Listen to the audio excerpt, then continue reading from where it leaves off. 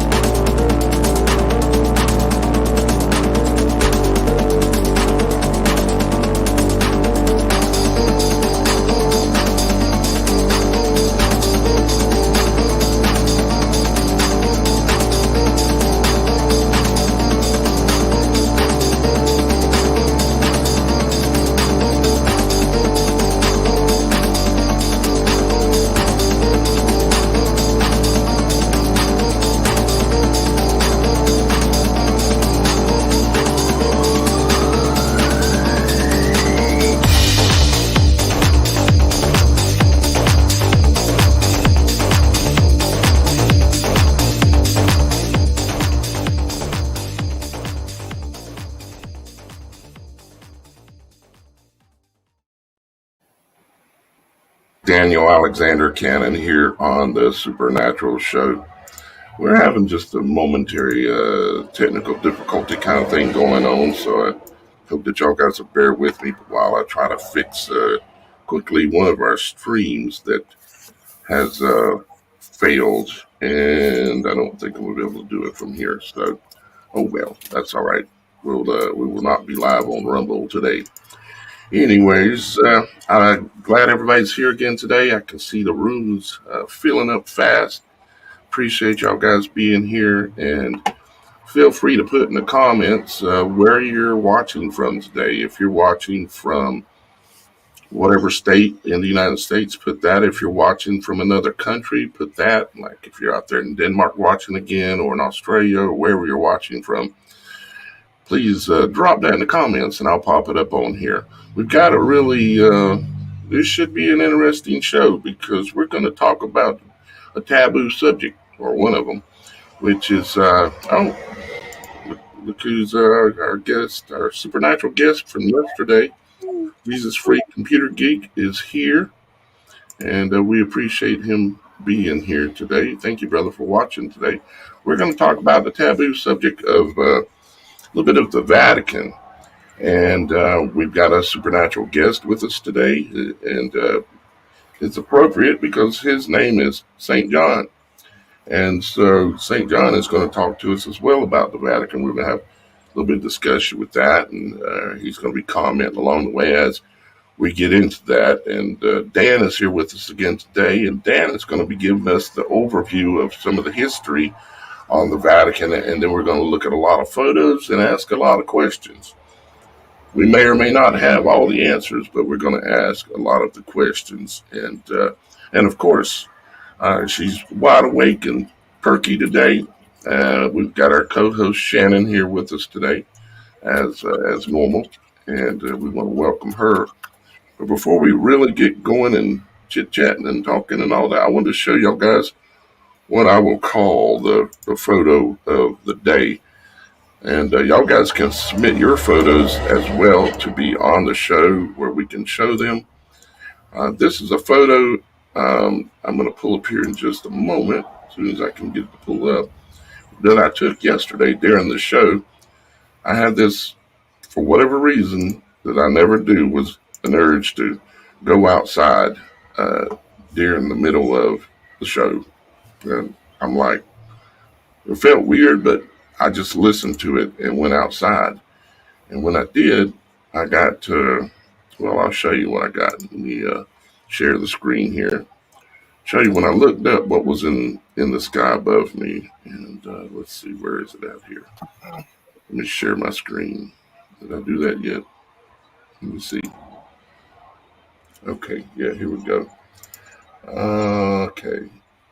So here is one of the images I took. And you kind of have to say, well, you can see a lot of things in the clouds, but we were discussing kind of this subject. Actually, we were talking about um, the image of what we're actually looking at here. Now, I asked some different people what they've seen, and some people said a dragon, and some people said a horse. And I can kind of see both. But when I first went out there, I seen it, and you have basically right here, as y'all guys can see, you have what looks like either a dragon's head or a horse's head. And over here, and you can see this really good in the sky. It was so much more clear. You can see a trail of smoke coming out of his nose, and you could see that he was running. That's what it looked like. And then we had this, what they call a, what is it? I'm slipping my mind. No, the colorful thing in the corner of the eye. You know how, of course, the background of our show has the supernatural resurrection sign, which is the eye that the sun can make. In the right conditions, you can see a full-on eye, called a full sun halo. And it has an eyelid on it. And as the sun comes up above the horizon, the eyelid is almost completely closed. But as the sun moves closer in on us, which is more appropriate to say, as the sun moves closer in, the eyelid itself opens up into when it gets up higher, its eyelids are fully open. But in the corner of those eyes, you have what's called sun dogs. That's what they call them, sun dogs. I always find the use of that word interesting when they're referring to things in the heavens, because it's spelled backwards, it's God. But you can see the little rainbow piece here. I have some more photos of that. Let me pull up a couple of more of them. Of what I was seeing yesterday. Let's see. Here's a closer one of the head area, so you can kind of see a little bit better on that. Yeah. So you can see the head. This is kind of like the jawbone of the horse or the dragon. And you got, of course, the eye here and the snout coming out here. And then you can see the smoke coming out of the nose. It was literally a stream, and then it rolled out in front like that. And you can see the mane back here. Now, am I saying that this is a horse or this is a dragon? No. What I'm saying is this is what I went out when I felt for some weird reason I should go outside here in the middle of the show, which I never do. I told Shannon, handle it for a minute. I went out, and this is in the heavens above me. And it even had the corner of the supernatural eye. This is the very edge of the corner of the eye that you see when you see a full sun halo. Let's see, I got a couple more, and then this is a pretty good one.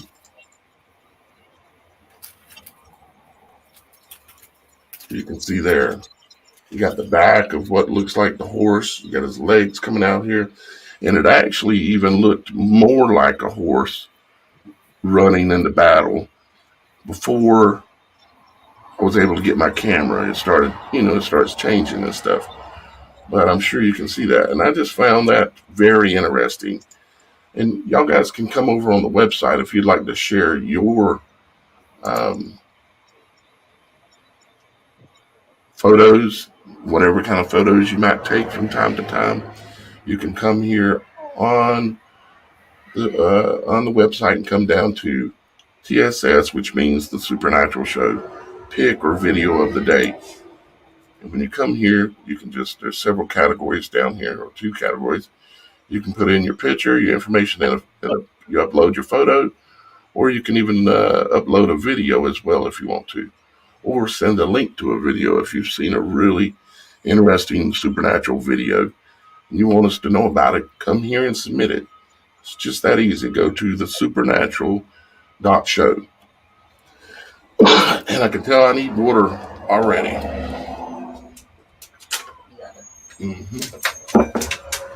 All right, so, let me show you one more photo of that. It was from a different camera. And let's Let me grab it here, and then we'll move on. This is it right here. Yeah. Now this one was from an iPhone, and you can see, of course, the dragon horse thing, and you can see the smoke coming out of his nose over here to the right. Okay. And what was interesting too is on the iPhone there was an orb that showed up, an orb, angel, whatever you want, call it, that showed up here in the upper right.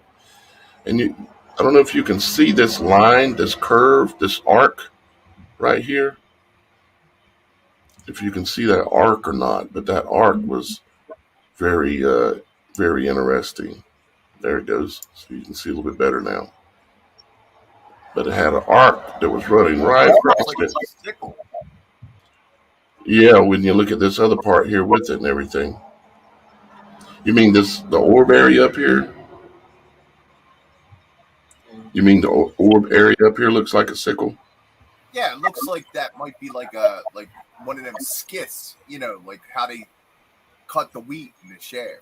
Gotcha. Yep. Well, I don't look and take things for granted anymore. And when you go outside and you see something this perfect looking up in the heavens, and you don't never go outside there in the middle of a show and just leave the show, and you go out there and this is in the heavens, and you're talking about the white horse and the red horse, and you go out there and there's one in the sky, what are you supposed to do with that? You're supposed to ignore it.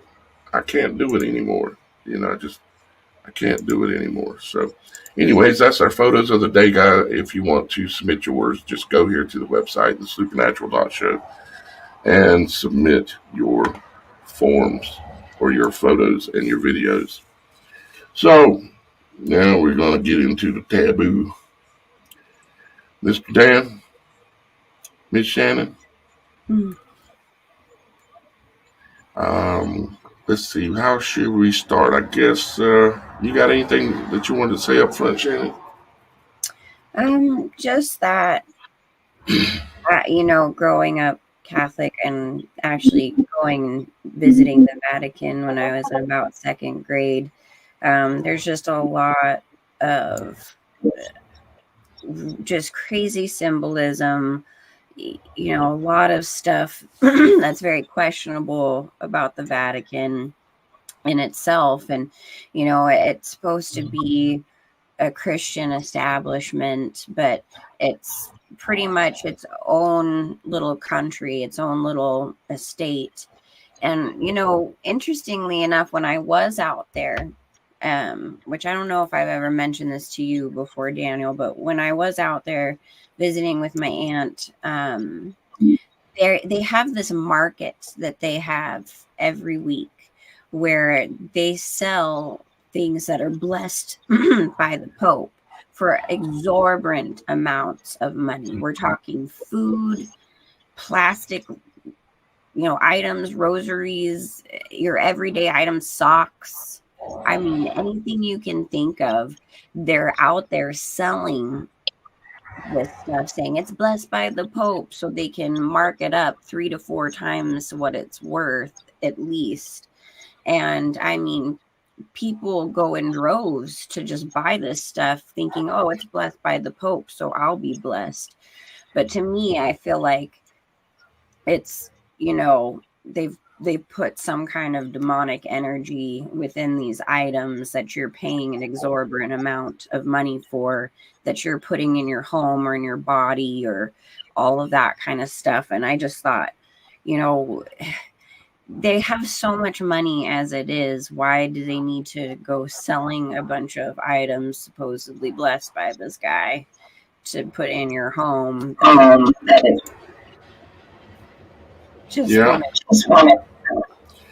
reminds me of food that you see in the stores that has been, what's it called, kosher. It's been supposedly blessed by a rabbi. The weenies that are made out of, well, we don't know what weenies are made out of, but anyways, they blessed them. Right. Well, they have a specific type of prep too for the kosher foods. And it's twice the price, of course, or 3 or 4 times, that kind of thing.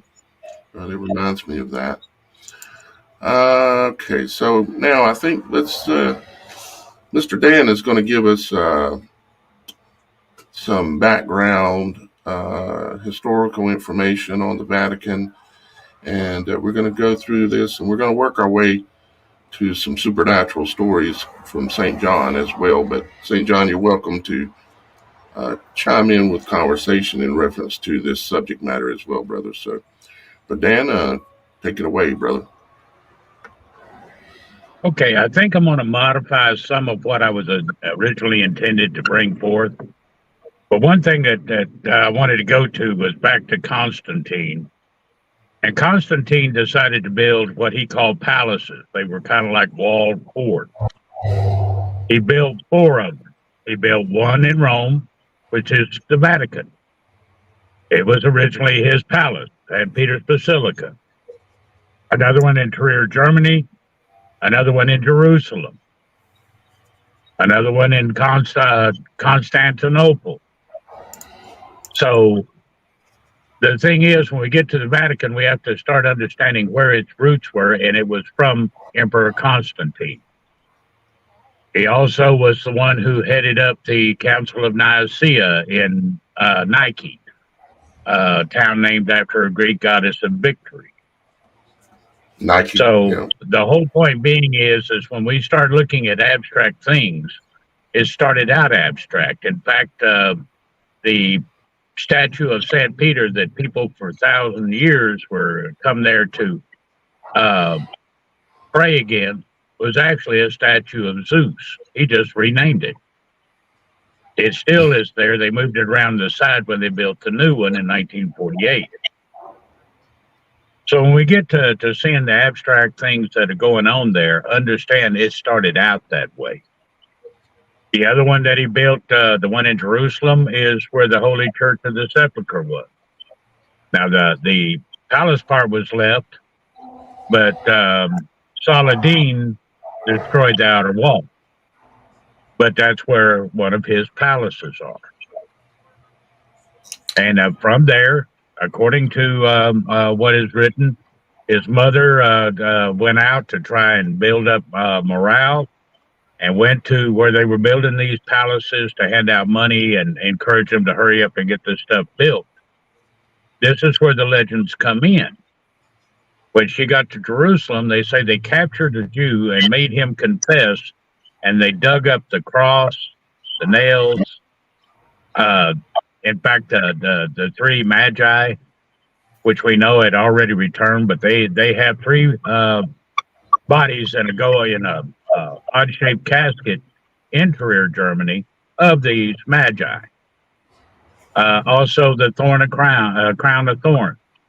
And she brought all this stuff back. So when we start looking at foundational stuff, I just wanted to lay a little of the history to what it is we're looking at, where it came from, and who initiated it.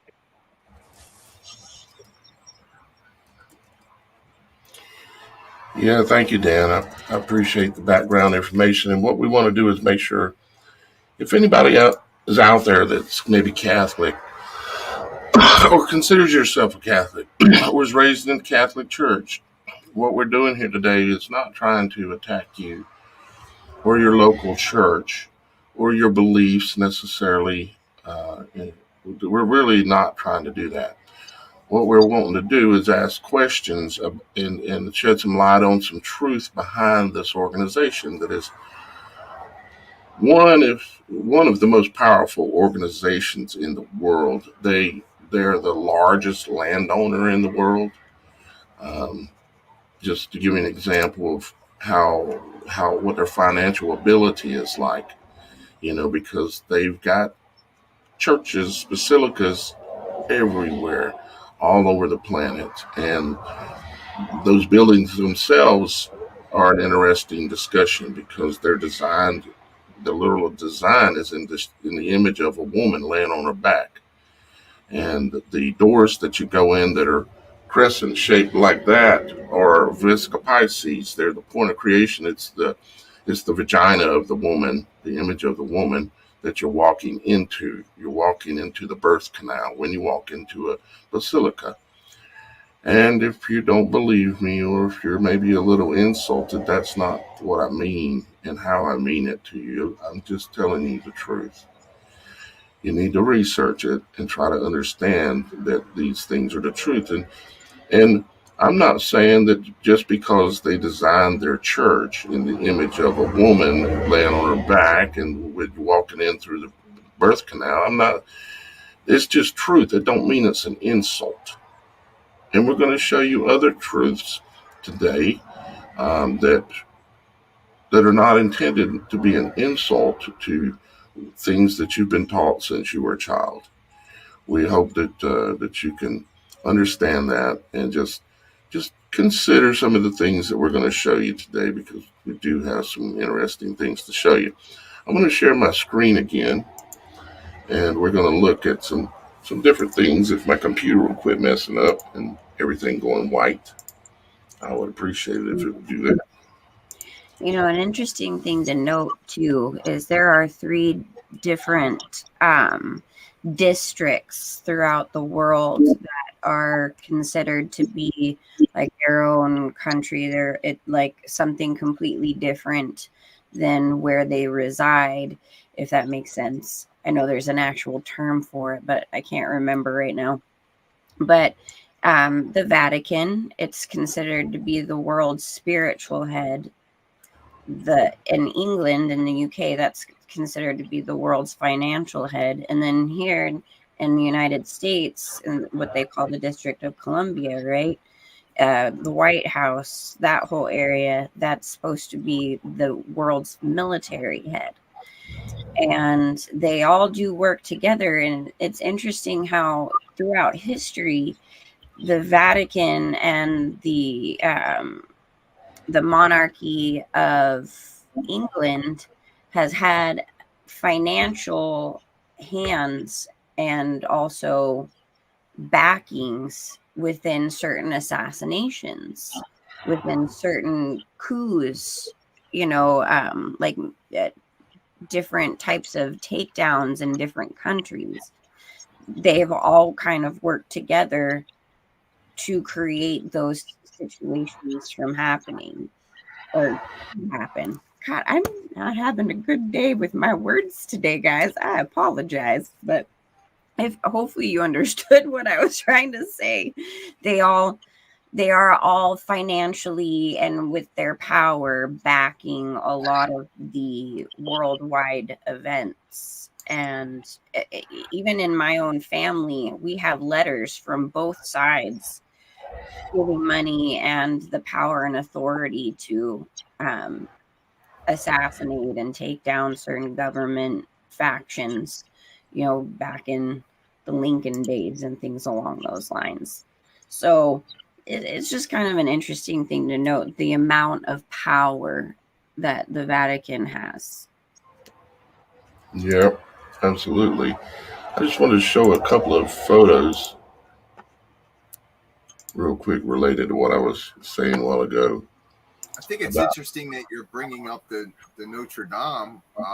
Back in 1991, I was 16 years old, and I was actually standing in front of that Notre Dame, and someone was trying to commit suicide with an attempt at jumping off of the church.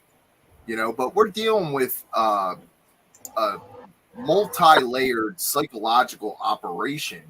I mean, when did I read inside of any of the Gnostic books or the Bible itself that we needed to have organized religion in order to have, what was promoted through his message? Like it never happened. So somewhere somebody said, well, Constantine, like Dan was talking about, somewhere somebody said, let's organize this thing and we'll control the masses with it. And that's exactly what they did to us, guys. It's horrific. I was raised Catholic. I had confirmation and all that other stuff. And that's not how I got my nickname of St. John, just for the viewers that are watching. They gave me that name because I was riding around in the city of Philadelphia in a limousine named Angel, and I was helping people, homeless vets, people with mental health issues, people with drug and alcohol issues, and they gave me the name St. John. So, like that was a nickname. It has nothing to do with Catholicism. But I was raised Roman Catholic, right? My mother tried to put me involved with this, Sunday school thing and, try to give you the gist of, what Christianity was about. Well, I got news for you.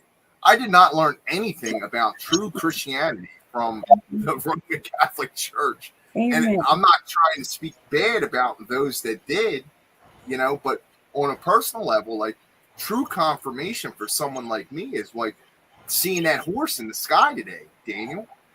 Like it's the same type of horse that I have like in the background here with the samurai on. It's a wooden, like his head's pointing down, like I'm just saying, like confirmation is like when you see something that's supernatural occur in your life and you witness it and it came from God, that's supernatural. That's confirmation. For me, communion, based on what they taught us, is one thing you eat the wafer or whatever, right? But like here we are now having this discussion about higher level spiritual things, right? Whether we're talking about our actions or the actions of the enemy, right? We're still talking about higher level communion is us gathering together to have that type of discussion. Mm-hmm. Too, historically speaking, the Vatican, the Roman Catholics were the ones behind the Spanish Inquisition, all of the witch hunts back in Europe. And literally, they would just absolutely torture people in horrific ways for them to confess and all of these things. And how is that Christian? How is that of Jesus, of the Father, by torturing people inexplicably to get them to confess something? And we're talking, just mass murder in the name of God. That's not my God that they are doing that with. I'll tell you that right now. And you just look into the history of even a lot of the stuff in the Middle Ages, or the Dark Ages, all of the torture devices and things they had, those were designed by people in the Vatican, by supposedly holy men.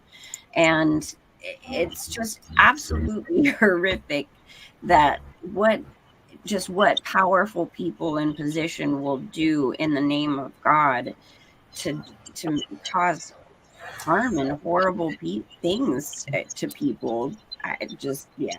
Sorry, going on a rant again. I think it's the way that it's always been done. It's Right. to do horrific things and claim it's for God. And of course, it's the exact opposite. It might be for a God, a lower God, but it ain't for the Creator, because the Creator is love. And yeah, He did create all these things for purposes that we can't understand. But yeah, it's not. There is no way that killing and murdering adults, let alone children, or fooling people into going into wars and battles just because two different rich men want some entertainment. It's just insanity. Now, I wanted to show you guys this image. This is Our Lady, Notre Dame, that the one that caught on fire, that they claim which they set the fire, in my opinion. But I do have quite a bit of proof. The day of the fire, there was a TR-3B sitting in the sky right above this place. I actually caught it on a webcam from a building that I hunted down. That's just slightly away, but you could see this in the video of the webcam. Had a TR-3B, which is a triangle-shaped craft that has access to energy weapons and things like that. And I'm sure they set the sucker on fire themselves for a ritualistic purpose. They're burning down the woman. See, the name of this building is Notre Dame. It means Our Lady. Okay, so this building is named Our Lady. So what is this lady doing? She's laying on her back. This is her legs up in the air. And this is her, where you go in the front door here. All three of these front doors are in the shape of a Vesca Pisces, which is what's called a point of creation, what I call it, point of creation. It is where it's there's lots of things I could get into about it. We're going to keep it simple for this situation, and that is that it's basically the vagina of Our Lady laying on her back, and she's looking up at the stars. And this rose window here is the clitoris, the torus that is on a woman's body, that is a point of energy, frequency, and this rose window, of course, is symbolism for the clitoris. It's just truth. It's not me trying to be vulgar or insultive, and I hope nobody takes it that way. It's just the truth. That's how they built this. It's called Our Lady. And if we look at another picture here, you can see, let's see if this is it. Yeah. So this is the side view. Okay. And here you have the body running out here of Our Lady. Okay. This area on the building right here, if you look at it from above, well, you can see it right here. It's like ribs. Okay. They run all the way down both sides of the building. You say, well, those are just support beams. Sure they are. And then you have this what do they call this? The spire. Yeah. The spire here. And that is in the place of where the heart is, basically. And inside of this building, this basilica, up at the front up here, at the very front of the building, is where the pew is at, or I don't know what they call it in the Catholic religion, but it's the Holy of Holies up here at the front of the building where the head is. That is where, in most churches, it's like that. You know, they have the congregation, you come in through the front door and you go all the way in the back is beyond the edge of the steps, is where nobody's supposed to really go up there unless they're the priest or they're the preacher or they're the whatever, because it's considered the Holy of Holies in the church. But inside the church itself is also considered to be the holy area, which is back in this part of the church here. So this is symbolically, the point is that it's a woman laying on his back. You got to ask the question of why. You know, that's a fair question.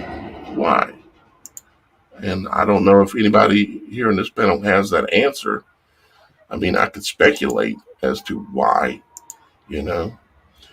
But then also I want to mention, we got a lot of things we could get into, but the word Catholic, you know, if you take any word and you start breaking down the syllables within the word, you normally will find out what the true meaning is. A lot of times you have to go back to the Greek or Hebrew or Aramaic, but normally a lot of times it's Greek to find the real meaning of the word that you're trying to understand. Like they call it Catholic. Okay, well, it's just Catholic. That's what it's called. No, there's a reason. Just like that building built the way it is, there's a reason for it. So cath is interesting because it's talking about cathode. You see, and if we look at this building again, you see these rose windows, you might call it, okay? These signify, they're called a toroidal, it's a 2D image of a toroidal field, or a cathode field. You could call it that as well. And they signify the energy, the resonation, the frequency resonance that is in the building, that building produces, is how they design the frequency that's being shown. Is what's the word, Shannon, when they use like water and salt on a vibrating plate? Somatics? It's kymatics because it's Greek, but a lot of people pronounce it as cymatics, but it's called kymatics. Yeah, kymatics. It's what it is. It's a secret that they don't tell us about. It's how all things work and flow in this world. Literally, the word world is the true spelling of world when it comes to the world we live in. because you can see the image of heaven and earth actually on this building. It's these images like this right here, the rose window. It's how a flower develops. It's how a thunderstorm spins. It's how a hurricane spins. It's how our world operates as well. And I spell that WHIRLED, world, because it's a world. It's the same way that God spoke and created our world into existence, is with his voice and with his breath. He breathed life into us. He breathed and spoke the life, the frequency. When you breathe out and you speak, it creates a toroidal field in front of your face. Every word you speak is creating a toroidal field. Boom, boom, boom. Every time I'm saying it, it's happening. If you have, I demonstrated with a video the other day where people are using the vapes to show their breath, and it's easy to see, like a smoke ring. If you can blow a smoke ring, that's a toroidal field spinning. But going back to the reason I'm talking about this is the cathode itself. It's based off of the way energy flows and works in this world, based off of a two-polar system, a positive and negative. And you might notice, like in these images here, that they are showing how this works, and they're showing it in water. And why are they showing it in water? Because we're in water. You say, no, we're not. We're in air. Air is a thinner fluid, but it is a fluid. You can feel it. You can blow it on your hand, and if you blow it hard enough, you can blow your hand away. If you could blow that hard. But the point is that the whole world that we're in is a fluid. It's like it's not unsimilar to the fluid that exists when a child is being developed and born. They are in their own toroidal field. It's called the what's the word for the Amniotic. well, no, the uterus. Yeah, the uterus. It's the Taurus. It's a Taurus. It's the same thing we're talking about. The way a Taurus works is based off of positive and negative energy flow that flows in the image of all things, which is heaven and earth, just like the water going down your toilet. But they know these secrets, but they don't tell us these secrets. But they know a lot of other big secrets too, and we're going to get into some of them as well. Like, how many secrets are being shown here in this image?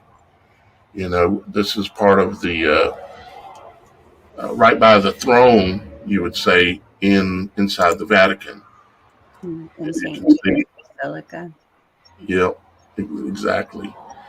You see how this image up here at the top is in the shape of an egg, which is the shape of a toroidal field, which is the shape of the heavens.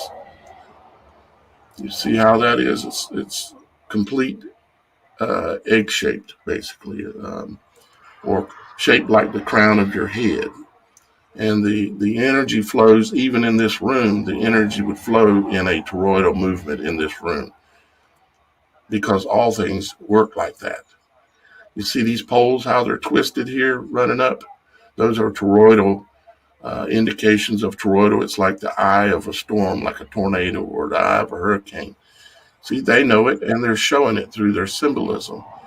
They have 4 poles here, 4 toroidal imageries here, holding up whatever this monstrosity is.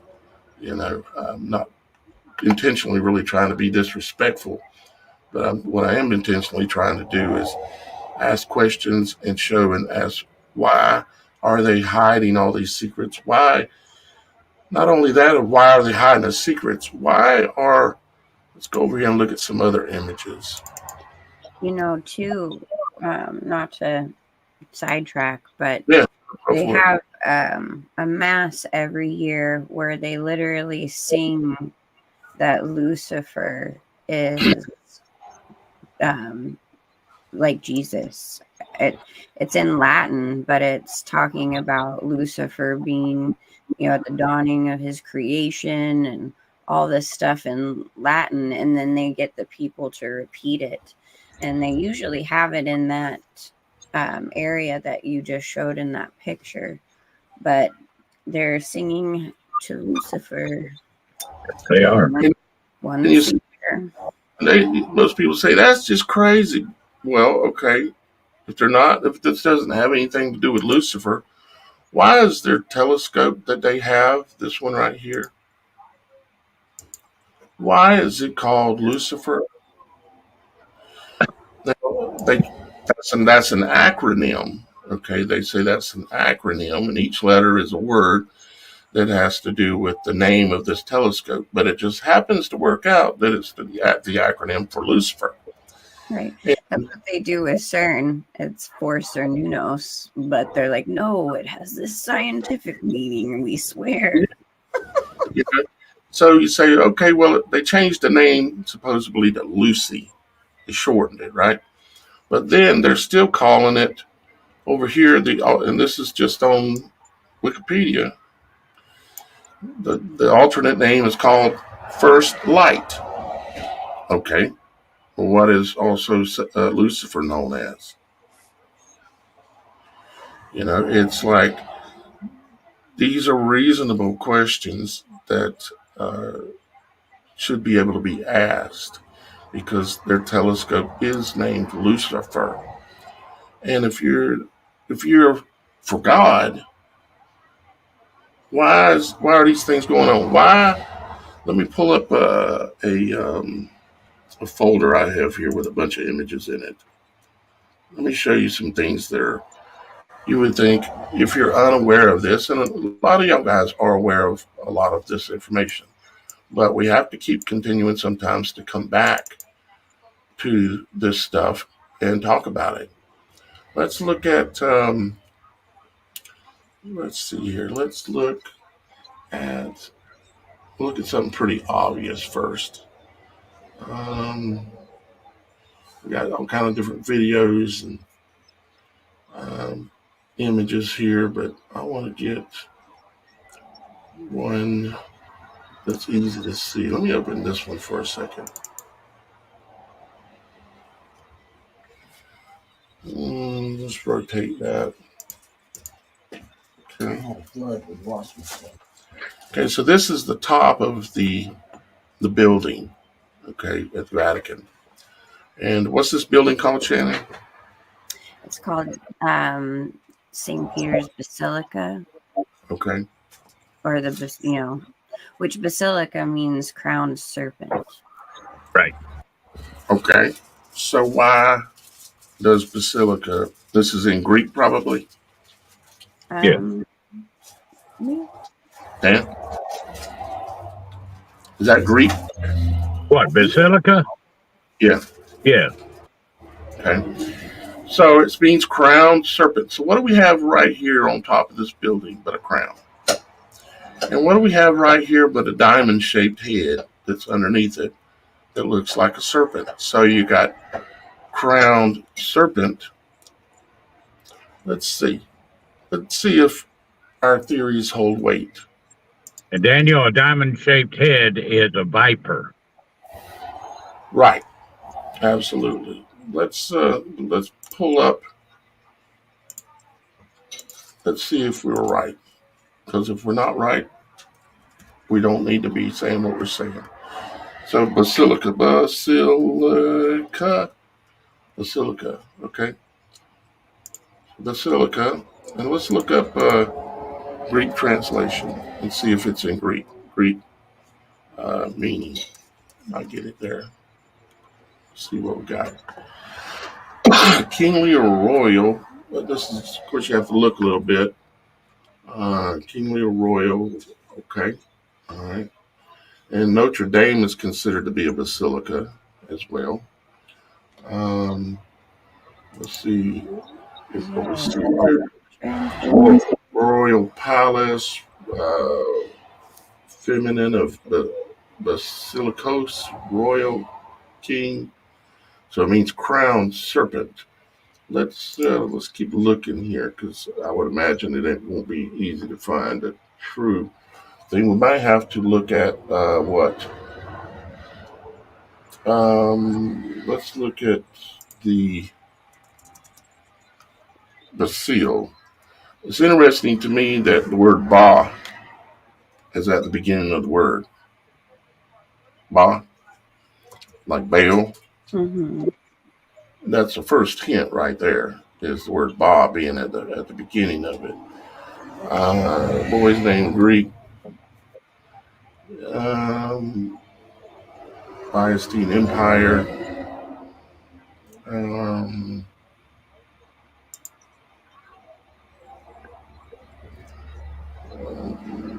Sometimes it's not so easy to look this stuff up when you're live, because research and stuff takes a while.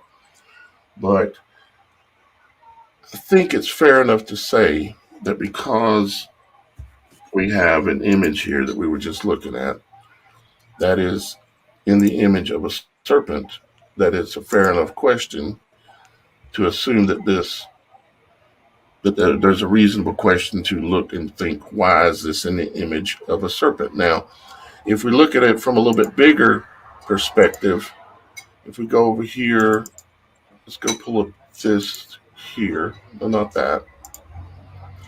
Let's load this. This is a 3D model of what we're talking about here. Let's let it load here, and now this is the Basilica. I believe there's a serpent called basilic or basilica. Basilisk. Basilisk. There we go. Yep. Fabulous lizard-like creature. So Basilicus. It's another derivative of basilica. Basilicus. It means what? It means fabulous lizard-like creature. From Latin and from Greek, it is derived. Name of a king, or name of a kind of serpent. Also, the golden-crested wren, literally little king, diminutive of basilis. Is that screen that you could share, Shannon? Maybe I was looking it up on my phone because I was trying to use my other screen and it was making the camera blink out for some reason. But well, give me then what to search for. Spell it. Basilisk. BASILISK. See, I'm struggling. One word wrong, one letter wrong. Oh, it's right there. Okay.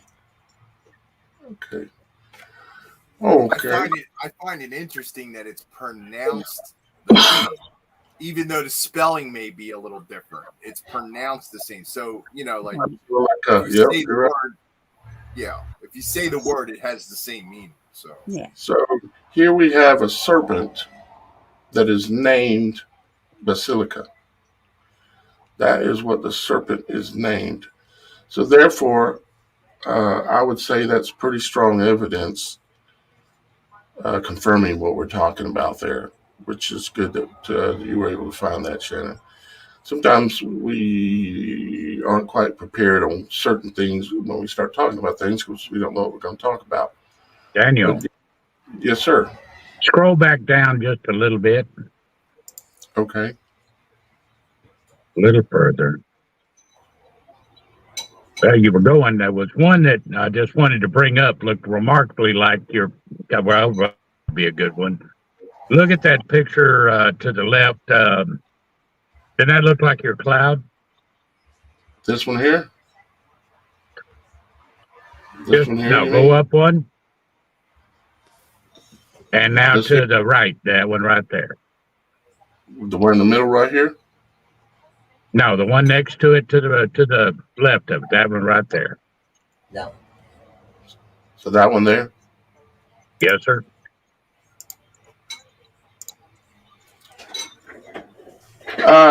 Well, certainly that has similarities, yeah, for sure.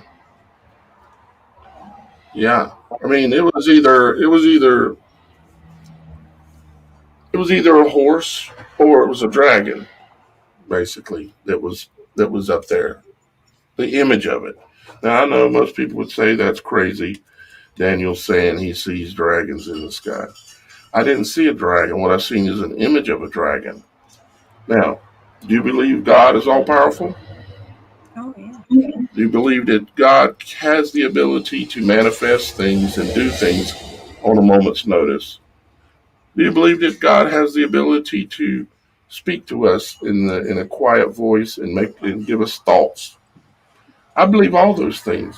So therefore, the possibility of why I was told to go outside, which I never do, and I listen to it because I've taught myself to start listening to things better. Um, so yeah, it's very possible. That's pretty close. It ain't far off of If it. you guys don't mind, I'd just like to throw in here. If you look up the that word spelled that way uh, in the Wikipedia, it actually states in there the etymology of the word. Like I'm a rootist. I always like to look, the origins of a lot of stuff. So it says in the etymology of the word for the spelling that Shannon gave us, right? It Uh-huh. says the word originates from Greek form basiliskos, right? And it pronounces it in Greek, but the Latin version of it is spelled exactly the way that they spell it for that church. Right. So that's very interesting. And it says, which means You said little that's king. you saying that's on Wikipedia? Yeah. So, yeah, just that word there. You don't want to have that other plum. Okay. So And then let's just search that word and see what we get. Okay. Hold on just a second, guys. I have to step out for right a there second. where it Okay. says the etymology, see where it says young rule.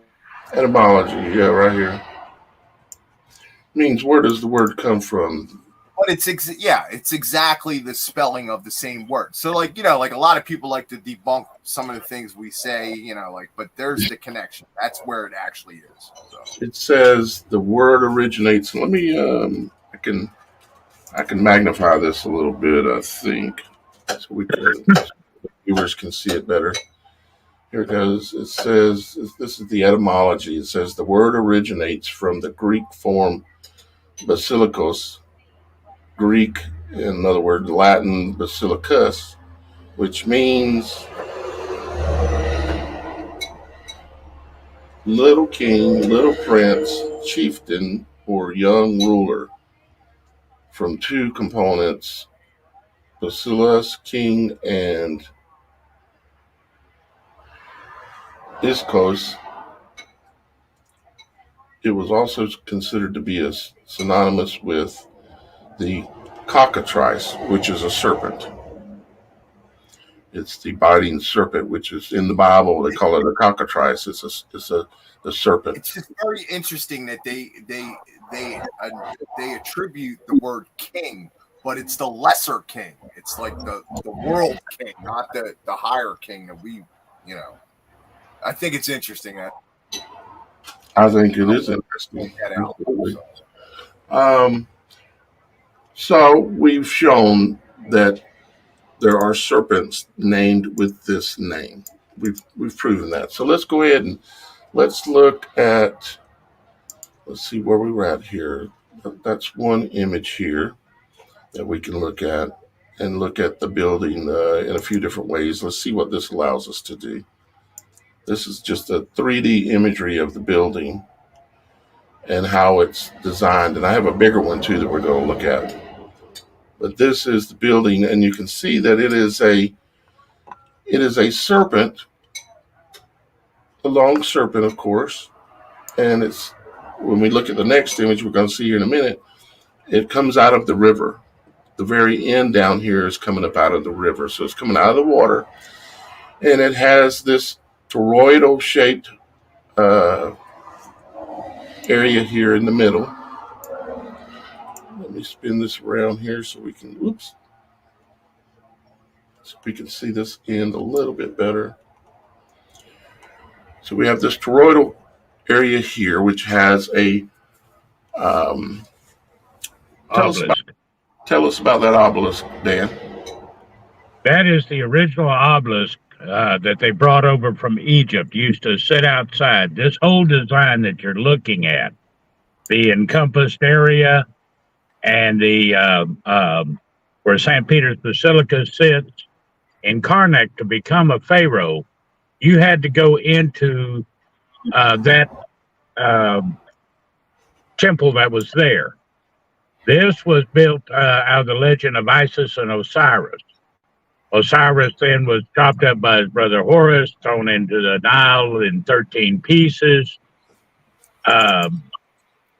When Isis came back to resurrection, she could only find 11 of the 13. So she had this, his genitalia could not be found. So she had this same obelisk, that very one, built. And the legend goes she impaled herself on it and was able to bear a child.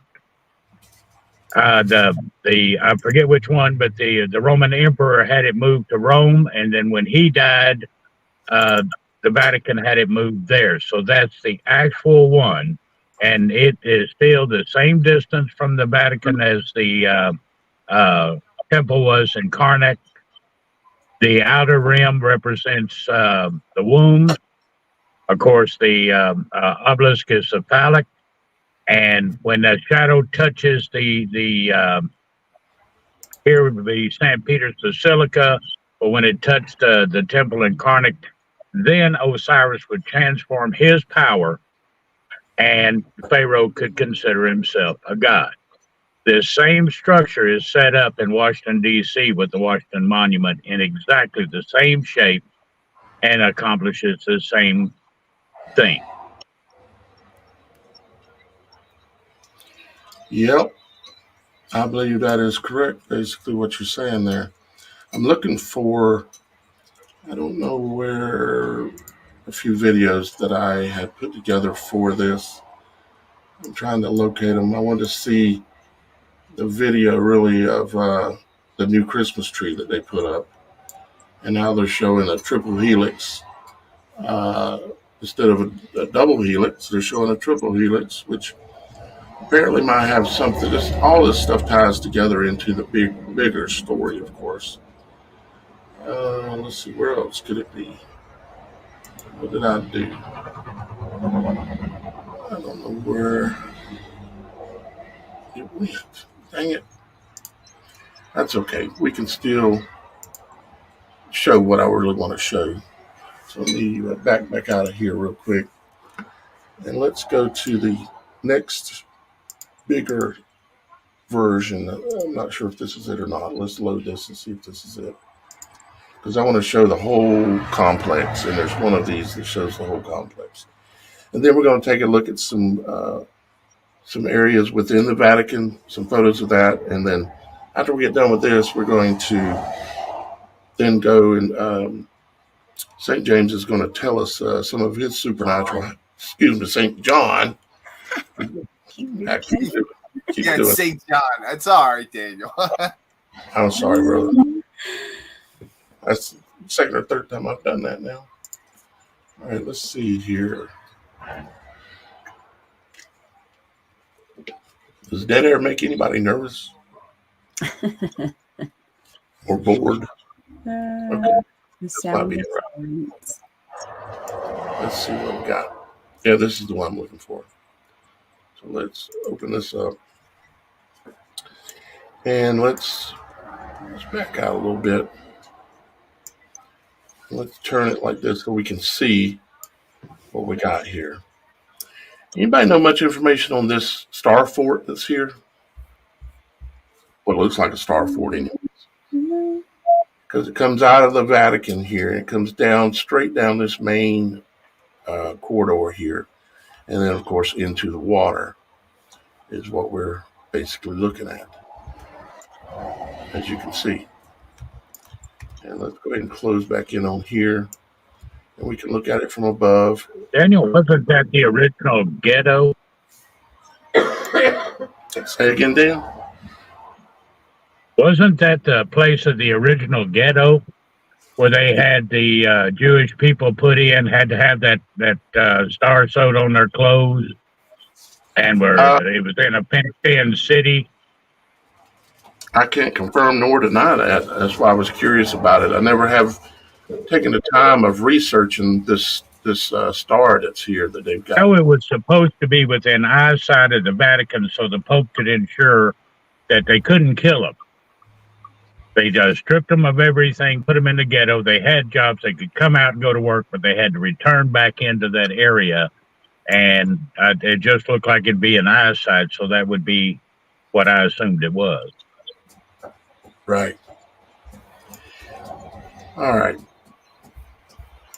So why is the serpent associated with the names of the buildings, like the basilicas, named for crown serpent, which is, we've done proven that. Anybody want to speculate as to why that is, while I'm looking for some other images here? Let's go back to, or photos of here's energy hat. let's take a look at a couple of images here. Not that one. I want that one closed. This one. Now, there is, inside of the Vatican itself, there's actually, as you can see, we're back to the toroidal spin of the serpent. Basically, this is a I've got different images that we can look at of this, but this is the stairwell that is inside of the Vatican. It is a double stairwell, meaning it has two sets of stairs going up and down. It's in the image of double helix, two serpents wrapped around a symbolic pole that's in the middle. You have at the top up here, this is the window that's at the top. And again, this is a toroidal image. And you have the symbolic pole here. And down in the bottom, you can see there's another pole down there it's a pail that has water in it normally, down at the very bottom there. So again, we've got imagery that looks very much like, serpent type energy. And of course, you got all this garden imagery and stuff on here as well. Let's look at some of the other photos that I've got. Here's another photo of that. I mean, you talking about having some money. I mean, money is not an issue, but yet they still do the things like Shannon was talking about, selling stuff that's worth $5 for $500. That kind of stuff. But you got a double helix toroidal image inside of the building. What secret is there to be seen? Why is that? You've got this thing outside as well that we've talked about a bit in a previous video, and some of the things that are in the side of the building over here as well. But what's up with this golden orb? Kind of like the golden orb that the Queen carried with her. She would hold it in her hand.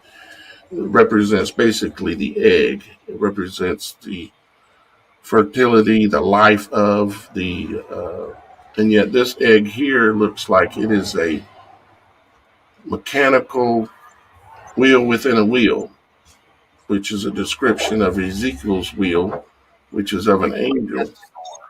Looks like the Death Star. Looks like the Death Star. A lot like that as well. So why do they occult these things and not tell us what these things mean? There was another one of these same things at this location that I'm sure most of you are familiar with what this was. And there was another one there at that location that got partially destroyed. Yeah, that's remarkable. I've never seen that photo before. Wow. Yeah, I had this in some files from a long time ago that I went through. looking at all the pictures I had that were related to some of this subject matter. This orb, what they're symbolizing there is creation.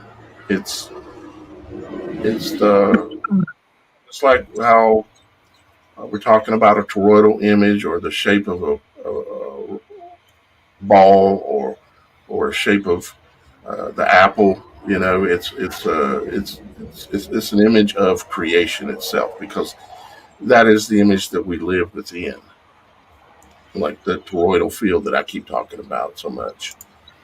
Do you also remember the very strange throne sculpture that they had created when Pope Benedict was in power, that they, I believe, had an audience hall where the Pope would sit in the middle, and it's supposedly called the resurrection or ascension of Christ. Oh, you're talking about that big statue? Daniel's actually he's put that up in previous episodes. Yeah, I've got that right. I've got it right here. The image in the middle not only has like human attributes, but serpent type attributes. This one you're talking about? Mm-hmm. Yeah. It's. I mean, of all the things I could design to represent Christ, Right. Looks like this would not be it. I'm just saying, this would not be it. Yeah. Exactly. This looks like somebody just got destroyed.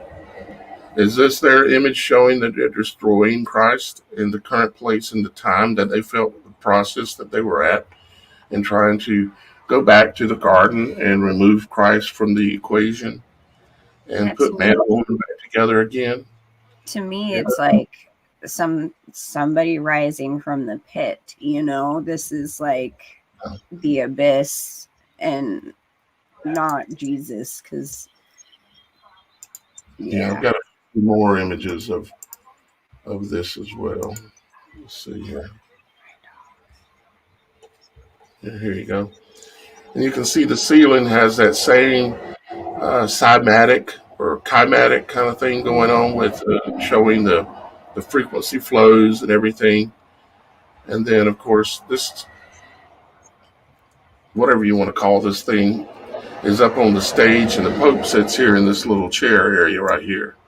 Mm-hmm. It's here in front of this monstrosity. I mean, you'd have to be the worst artist in the entire world to use something like that. Another photo I wanted to show is this thing, this other monstrosity. And I'm also trying to find the photo I have of all the different clergy hats that they wear. And, it's quite telling with the different hats determining the power that they have in the structure of the clergy. We're talking the Ku Klux Klan type attire, the Dagon God fish hat, yarmulkes. I mean, you name it. They're different symbols of the power structure within the religion. Are you familiar, y'all guys familiar with what the like Baal or the Baphomet or some of that imagery of looks like? And if you look at this image here, you have to kind of forget for a second that you're looking at what you think you're looking at. For some of you, I know the guys here, all y'all guys know what I'm probably going to say here, but for other people out there, if you look at this and just kind of forget what you're looking at and just look at the overall structure of what you're seeing here, you could say that this right here was kind of like an eye, and this is kind of like an eye, and this is an ear over here, and an ear over here. Let me zoom in a little bit more. So eye, ears. You got a mouth here. You got a nose. I mean, basically what you're looking at here is a goat. And above the goat's head is a flame. Now, let's see, what is it called? What's the image called of that goat-like thing that they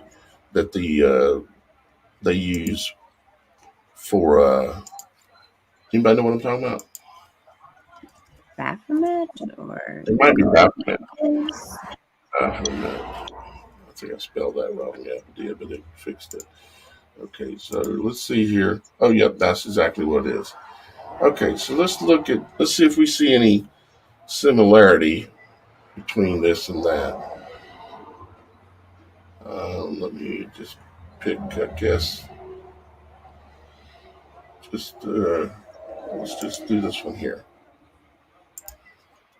Okay, so if we bring up that, and you look at this, and you got this thing going on, okay, and you see the light that's the fire that's burning above his head up here, right?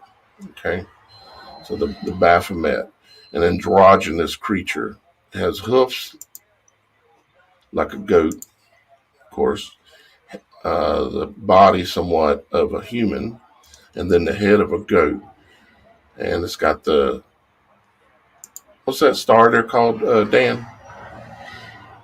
The rim fan. Well, that's a rim fan. It's 6-sided. This is a 5-sided pentagram, only it's inverted, pointing to the direction that it is pushing power against.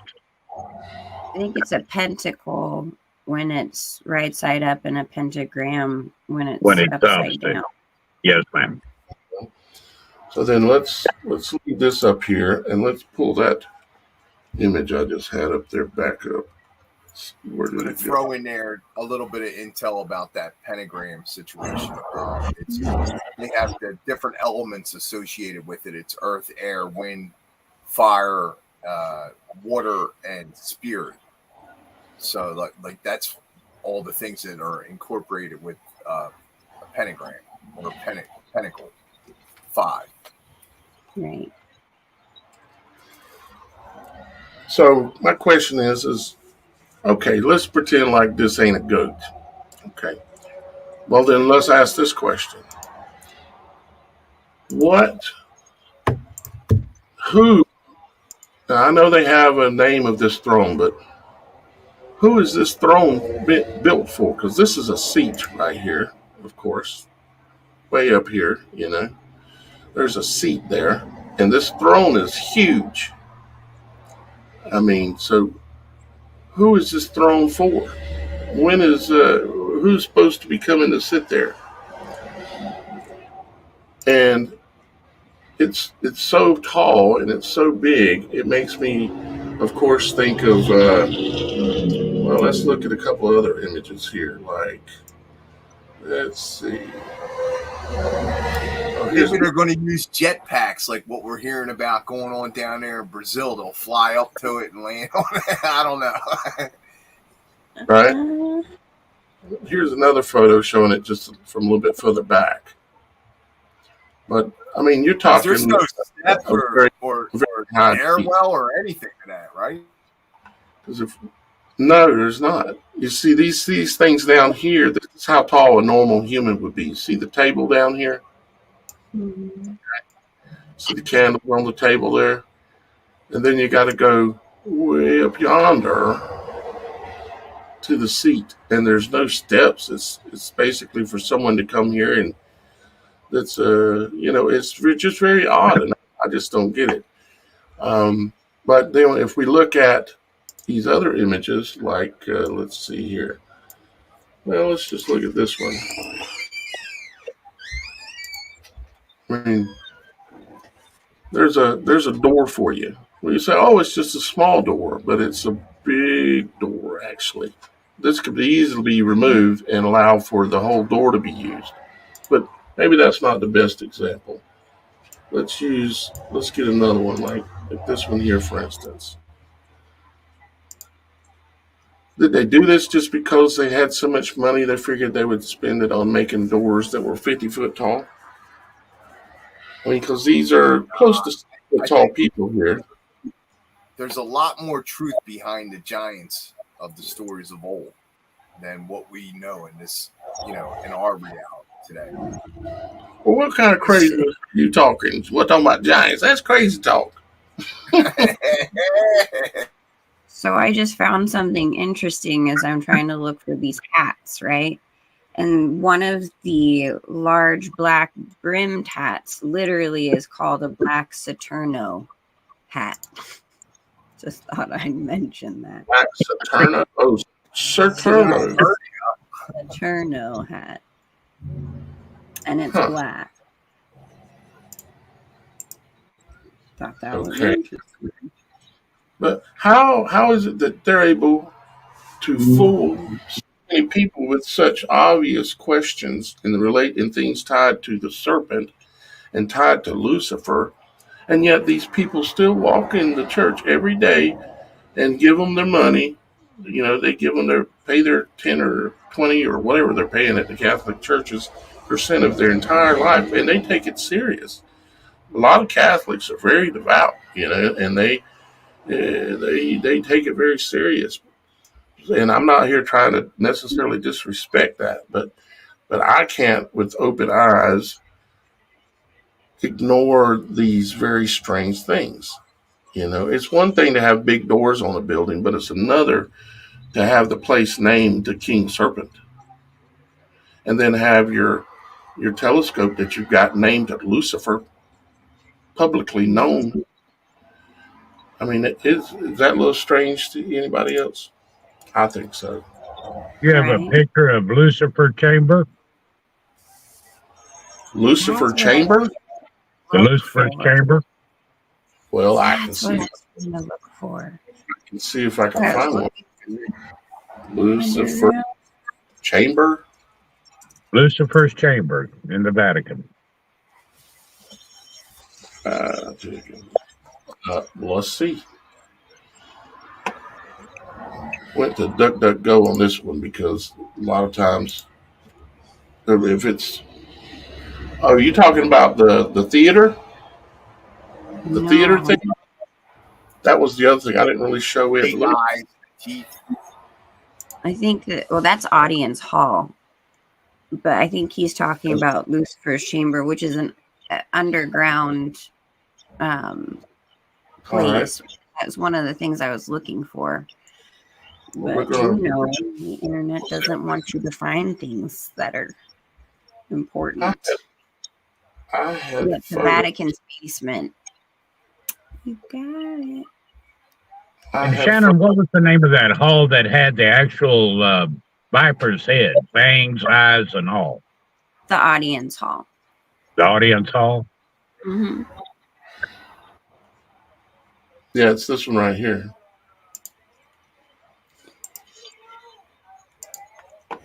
But Lucifer's chambers, that's literally in the basement of the Vatican. Those were the pictures I was trying to find earlier that just don't want to show up on my internet, on my stuff. Why is the screen not updating like it should? Okay, well, maybe it's working now. Okay. I pulled up Lucifer Chamber, Vatican. If you see what you're looking for, let me know, Dan. This is photos reveal what's beneath St. Peter's. Well, let's open that article. I'm not seeing it. Okay. Yeah, I couldn't find it, and I've seen these pictures, several times over the years, and I could not. It's like it wouldn't let me look for it, but it's in the basement of the Vatican.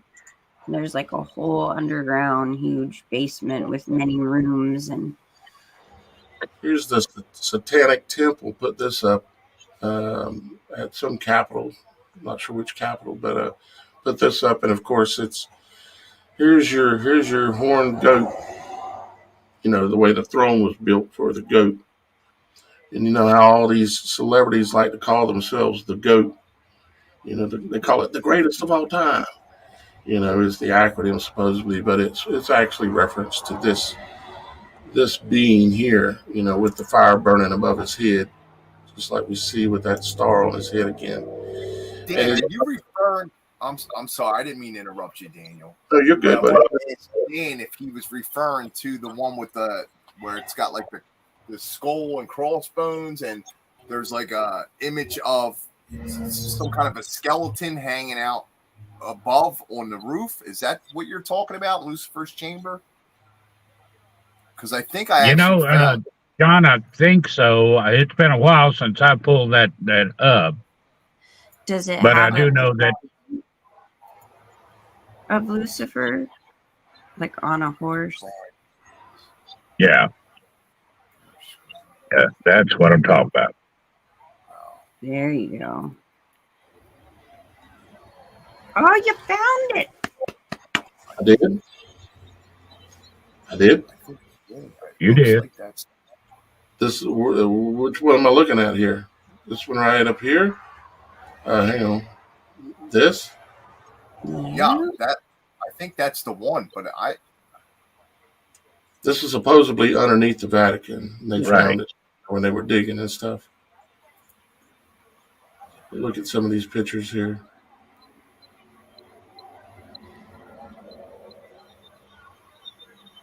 Underneath St. Peter's, they say. Crypts and all kind of other stuff. Oh boy. There's a bunch of crypts. That's what those are in the wall there. Well, they like to keep the bodies, don't they? They have an actual tour called the Vatican Necropolis Tour. So you could see all of the death and dead stuff underneath. Lovely. Mm-hmm. Sounds like a fun place to hang out. Well, I went on that tour when I was a kid and got lost in the catacomb part for a minute. It was kind of scared my mom there. Well, what all do you remember about your visit there, Shannon? I remember quite a lot.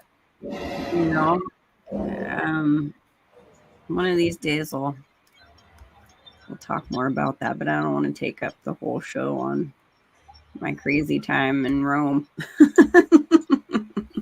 right, well, whenever you're ready, Shannon, that'd be fine. So, anyways, we wanted to, kind of point some of this stuff out today here on the show and make people think about it that have not had the opportunity to really critically think about what this powerful organization is doing, and then why is it that they claim to be for God, yet they worship like a female serpent, it seems like. I mean, because everything that they do is related around that. They're certainly related around, let me show you this real quick too. And then we're going to be going to St. James here in just a little bit, unless I call him the wrong name again. It's St. John. You get my rod of iron. It's all right. I've been called much, much, much worse. Okay, so I'm gonna leave your name up here. Mother Mary. Okay, let's look at an image of this. And I imagine this is another thing that someone as a Catholic should consider, and ask the questions as to why they do this kind of thing. So we're all familiar with the general image of, what is this called? There's another name for it other than Mother Mary. The Madonna. Virgin Mary and Madonna. Okay. Let's see. I thought I might have seen a picture there that's okay. Let's do Madonna.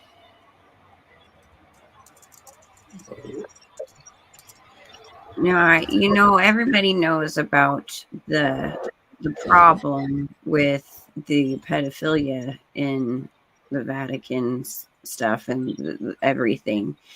And that all goes back into the Kabbalistic roots in which it derives from. and it's all kind of connected in that regard. But literally, that's one of the biggest trafficking establishments that you could possibly think of. What they've got running around the Vatican, through the waterways, underground tunnels, all of those things, but it's all based off of Kabbalistic practices. So and even the goddess worship, the Virgin Mary that they go off of, is all based off of not just Isis, Osiris, and that whole trifecta, but it again goes back to the goddess worship of the Kabbalists. If you take the picture of Mary with child and put it right next to the picture of Semiramis and Tammuz, you'll have the exact same picture. Exactly. You see here, this is what I was looking for, the Virgin Mary's picture. Okay, so this is the one on the right here is the one that, most people would, Catholics, whatever, would be. You see, she stands on the moon, okay? So if she's standing on the moon, if this is true that this imagery is related, because she's always in this Vesica Pisces, and her head's always, of course, right up here, which is symbolized by the clitoris, as you can see in some of this other imagery here. And that she's standing on the moon. Well, what is right below the vagina? The moon, our butt, And none of this is intended to be in any way, shape, or form vulgar or anything like that. It's just, it is the truth of what they do. Just like I said, they're basilicas. When you go in the front door, you're walking through something that has a Vesica Pisces shape just like this. And what it is, part of it is that they know the knowledge that I'm trying to share with y'all guys, the viewers out there. They know the knowledge of the point of creation and the power of the toroidal field that is associated with it. And they know a lot of this, but then yet they somehow choose to tie themselves to the serpent and to Lucifer. But yet outwardly they claim to be for the creator God. And I just, somebody explain it to me, as to why this is the case, why they do this. This is just some other imagery that's related to the Catholic thing. There's a statue of it's a Catholic statue at a basilica, and they've got your Mother Mary with a vagina. Well, her standing on the moon, again, this goes back to Kabbalistic roots. The goddess worship they would, ensue. The goddess was the moon, and the sun was the god. It's referencing that same old goddess worship of the moon goddess that the Kabbalists would worship. And it also reminds me as well, I can't ignore the fact that it reminds me of the woman clothed in the sun with the moon under her feet, 12 stars upon her head. That's the same type of imagery. Thank you, Susan. I hope you're doing well, Susan. I appreciate all your support over time. Thank you very much. But yeah, that's obviously a similar image, same creation, same type of imagery is what I'm trying to say, I guess.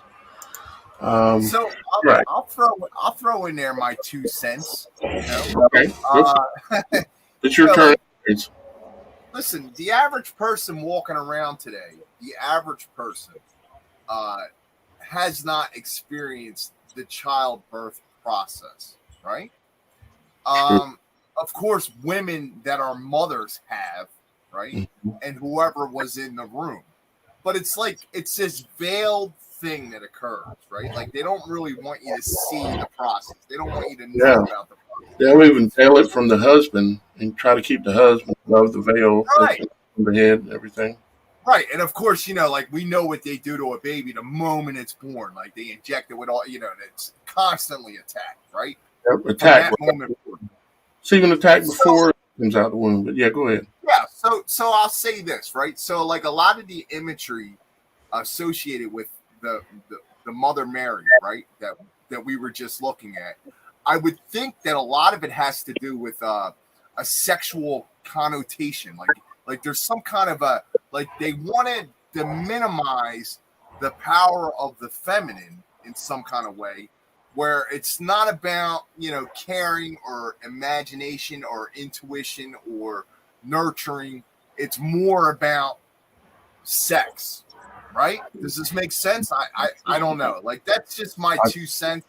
I would think that they're trying to rob us of our divine feminine attributes that we all have as individuals, like, right, left side of the brain. Well, I know they're trying to go back to the garden. I know they're trying to get rid of the feminine side and combine it back into Adam, so that there's only one. They don't want us to care about anything except for what they tell us to care about, right? Right. See, they symbolize that, what you're kind of talking about and what I just said, when they had the Twin Towers in New York, which we just seen with the gold orb there that got messed up and stuff. When they brought down, those are the Twin Towers. That represented the feminine and the masculine side, the two towers. They brought it down. What did they do? When they put it back up, they twisted it into 2 buildings, and they twisted them into 1 building in a toroidal fashion, just like the Tower of Babel. And so, again, what they're doing is the same thing they've tried to do time and time again, is they're trying to battle with God and defeat God, is what they're trying to do. When you say that, exactly. His whole goal is to place his throne above God. So he has to find one thing that was stipulated in the Bible that was a lie. Then he wins. So whatever he has to twist, manipulate, castigate, whatever he has to do to get one thing changed, then he wins. Then that makes our king a false king, and he wins. Now, question about like Notre Dame, right? Considering it's called Our Lady, and that in My Pet Goat, right, it was destroyed, and then in real life it was destroyed, and they're reconstructing it. And to me, it's like a symbol, like a symbolism of taking down the old way of life and creation on this earth, on this plane, and reconstructing it into their new species, their new race, their new way. They believe. Remember, the whole thing with Eve. The whole thing with Eve was she was the multiplier of the seed. You taint that, you taint the seed. And what they're doing now is just simply trying to prostitute the multiplier of the seed. They get it, try to twist it together where men are women and women dress like men. It's all about prostituting the multiplier of the seed. Absolutely, Dean. Absolutely. Yeah, that does appear. It's like, see, ultimately what they're doing is the whole thing is told in Genesis. There's so much there that you don't realize until you see a bigger picture. But, it talks about the tree of knowledge, not supposed to touch it or eat of it, these kind of things, or you'll die, this kind of thing. And of course, that original sin was done, and then there was man and woman, and then they were kicked out of the garden. And then now you've got these people who think that they're as smart as God or as powerful as God, and they are trying to literally dethrone God in order so that they can live forever. Because they want to go back. They're angry that they're trapped in a time prison, just like in the beginning of the I Pet Goat video, Shannon, we were talking about. It has the goat trapped in a box, right? His head stuck out the hole, which is symbolic for the female reproductive system. It's stuck out of there, and he's mad. And because where's he at? He's in a concentration camp. It's got all the barbed wire and everything there.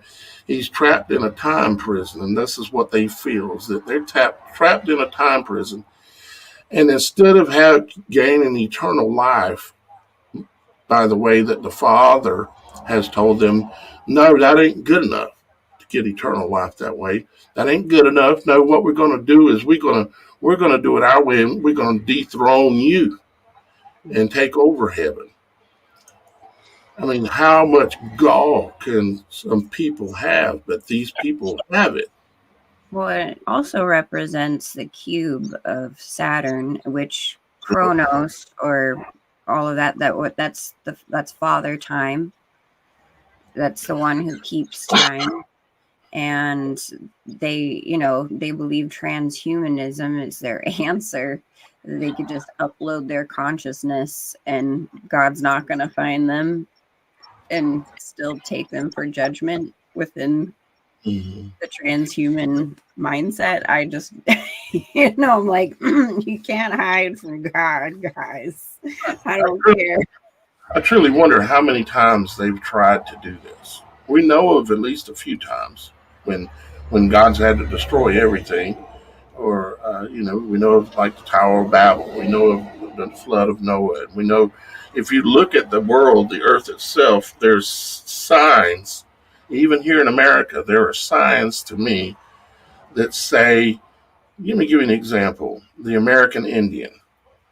Okay. Where's their lineage from? Okay. Why did they look? Absolutely, Daniel. Okay. Absolutely. They've been robbed of their lineage. Up from Mexico, but why do they look like Egyptians? How many of these people and cultures embrace the concept and the person of Christ as it was presented to them correctly? Imagine which Egyptians are you asking about? Well, that's a good question too. I'm not identifying which Egyptians because there are many different types of Egyptians. But I just noticed, I was doing a bunch of research one time on the Grand Canyon and stumbled over a lot of the cave systems down there and some of the things that were found in the caves. And there were Egyptian artifacts, but they had been there for time immemorial down there. And even in the canyon itself, there is what looks like pyramids that are older than the pyramids in Egypt. So what are you doing with pyramids in there that are older than the pyramids in Egypt? How many times has this world went around? How many times? YouTube. Steve Quayle sent a expedition down into Mexico, and one of the things they dug up, which all three of the items they dug up predate pre-Adam. One is a pyramid that looks like it's probably about a foot at the base, and on the bottom is instructions on how to build it. Right. How did the Egyptians get on this side of the Appalachians here in Tennessee? In addition to that, just as you were speaking about the towers and the cathodes with the water going through, the same exact concept was utilized with the pyramids in a lot of places on our planet as well. Absolutely. There's some kind of an energy source or some kind of a enlightenment process or ascension process going on there. Just like Tesla's tower, and it's kind of tied. Reminds me of what me and you were talking about the other day, Dan. That's on an episode of Beyond the Veil on the website. Our audio conversations sometimes, and that is we talked about the pyramids, remember, and we were talking about the king's chamber being empty. And did they try in the past to use those pyramids to generate enough power so that they could allow a deity to come across the veil and to be housed inside of that toroidal field that exists around the pyramids. When that water flow, that current, it's all about electricity, when that current is flowing and creating the power to that pyramid because of the way it was built, the mathematics and design, because it's built on God code, is what it is. It's built on master code, our master, our fathers.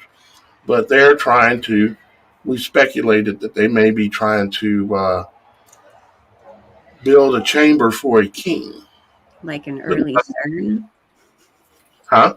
Like an early version of CERN? Yeah, exactly. An early version of the star in the bottle at CERN. That's right. So I'm going to jump in a little bit here. I'm going to jump in because it's your viewers, time. Your viewers don't really know me, and I think we're doing them a disservice by them not knowing me. Well, you got St. James written in the title description, which is hilarious. But let me tell it to you guys this way, right? And for those that are watching this as a result of, because they follow my work and now they're being introduced to you guys, right? Let me just put this out there. Daniel Alexander, Logic Before Authority, Idaho Picker, way back, way back, right? We've been watching you. We've been paying attention to you because discernment within our hearts, right? With logic, using esoteric, not exoteric principles in our lives, right? We come across these things and we say to ourselves, something's different here, right? So when somebody's speaking truth to you, the one thing that I learned being in and out of the mental health field, the drug and alcohol field, in and out of prisons, jail systems, working on both sides of the fence all these years, right? The one thing that I do know for a fact is that when truth is presented to you, you cannot deny truth, right? Truth, when it's presented to you, you can't deny it, and it's going to become part of your fabric, right? So when I came across your work, sir, I was presented with truth, and it was obvious. Not only was I presented with truth, but I was presented with someone who had due diligence on investigating what is really going on behind the scenes with all this stuff. What in the supernatural is going on? Right. That's right. What in the supernatural is going on, right? And then, like, the other aspect of it is, and I got a lot of respect and mutual admiration for you, is because you are utilizing technology today to reach the masses. Like, we don't have that. We need that. Everyone who is involved with our tribe and what we're doing, right, in opposition to what those other clowns are doing, right, the agenda providers, right, that we have to utilize the same tools and resources that they use, right? But some of the stuff that I've come across over the years with your work that's helped me immensely, deep underground military bases, the investigations involved with that. I Pet Goat 2, the investigations involved with that, right?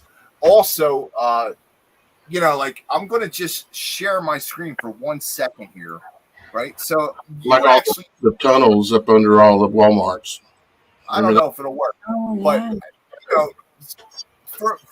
for me, the main thing that was important was not what was right and what was wrong in the situation, but the information, right? Because we come to our conclusions based upon the information. Only your heart's going to tell you what's right or what's wrong, right? Some of the stuff we've been presented with over the years, it's an exoteric view, right? They're major psychologically advanced psychologists, right? And I'm just going to pull this up here for 1 second so that you guys can see. Okay, so this is from one of my presentations on my YouTube channel, the word psyche, and what it actually means, the actual definition of the word psyche, right? It says 1640s, animating spirit, the human spirit of mind, from Latin psyche, from Greek psyche, the soul, mind, spirit, life, one's life, the invisible animating principle or entity which occupies and directs the physical body, right? So that's soul, right? We, the don't have that information readily available to us. They cast a veil across us and they dumb us down as much as possible. Okay, so when we see things like this word and its true original root definition of the word, right? Now, think of all the times we hear the word psychology. We hear the word psychoanalysis, right? We hear all these different psychological approaches, psychiatry and psychiatrists, right? All these different uses of this word, right? So working in the mental health field, I've made it a point to point out to the masses what's been going on, you know, like what the truth is. Okay, so one of the things that you might want to take part in is the investigation of snowmed.org, right? So snowmed.org, SNOMED.org, right? If you spell it backwards, it actually says grow demons, right? But what is snowmed.org? It's the international organization that creates all the medical billing, all the medical terminology, all of the medical, everything that has to do with the medical field, from definitions on out. It all comes from this organization called snowmed.org, all right? So, like, when I came across your work, Daniel, and I saw what you were doing, right, you've always kind of, like, fed my spirit in a different kind of way, right, with the investigation of things, right? Right. So I actually had 2 near-death experiences. We can get into that in future gatherings between us, right? But, you know, like I've had some life-changing, soul-changing, earth-shaking things occur in my life, right?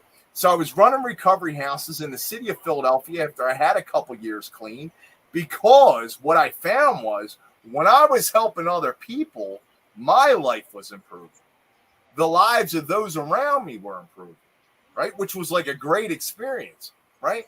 I found all the ways that didn't work, medications, different types of therapies, different types of institutions and ideologies, religion, all these things I tried to my earnest because I did not want to live the same self-centered scumbaggery ways that I was living in my life, hurting my family, hurting my loved ones, hurting my community, feeling like I had a total loss of control of my actions and behaviors, right? So by utilizing this simple concept of care, right?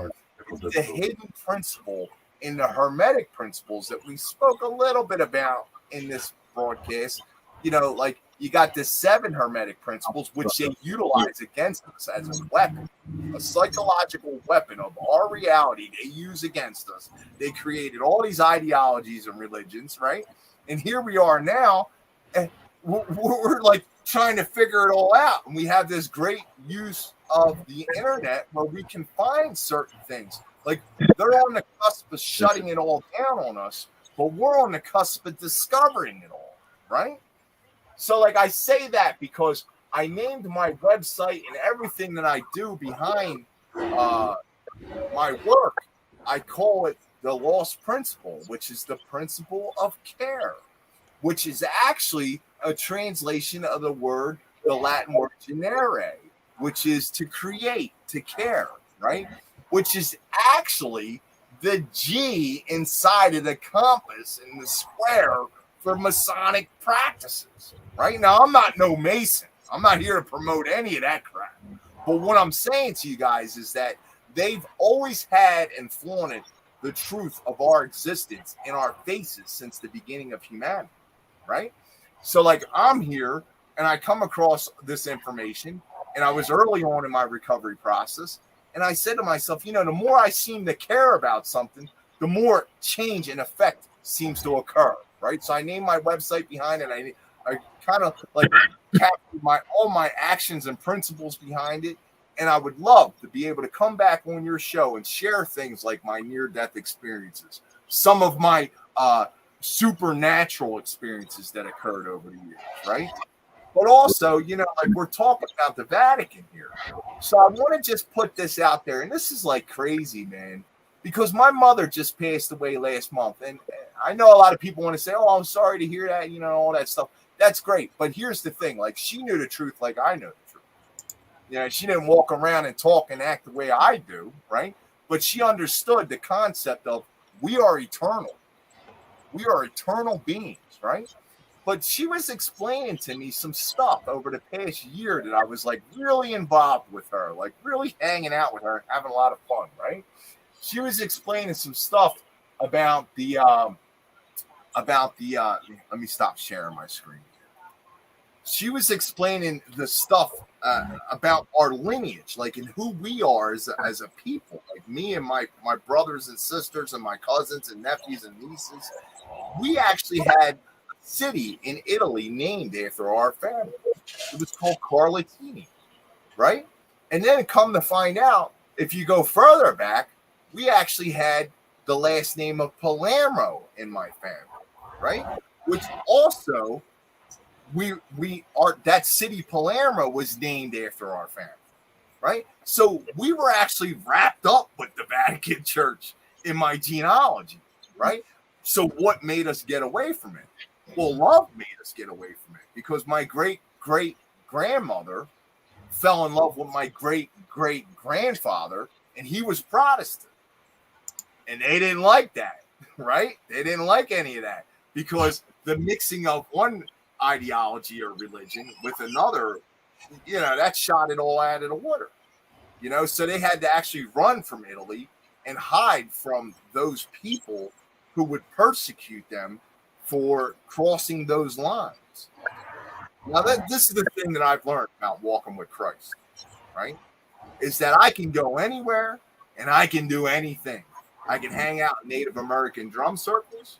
I could participate in all kinds of different activities and events. As long as I have good intention of heart and I'm walking with Christ, I have nothing to fear, right? And this has been my experience. But, you know, like you've talked about in your show a couple times, you talked about some different things. You said the word intent, right? And just for your viewers, like I just want to put this out there so they can really, really understand what I'm talking about here. The foundation of our realities as individuals, as we go through this soul, you know, expression process on this dimension, right? Our whole experience is based upon our intentions. So if we have good intentions, we usually have a good reality. Now, if we have bad intentions, you know, my personal experiences, I've been everywhere from dead twice to inside of a jail because of my actions and behaviors.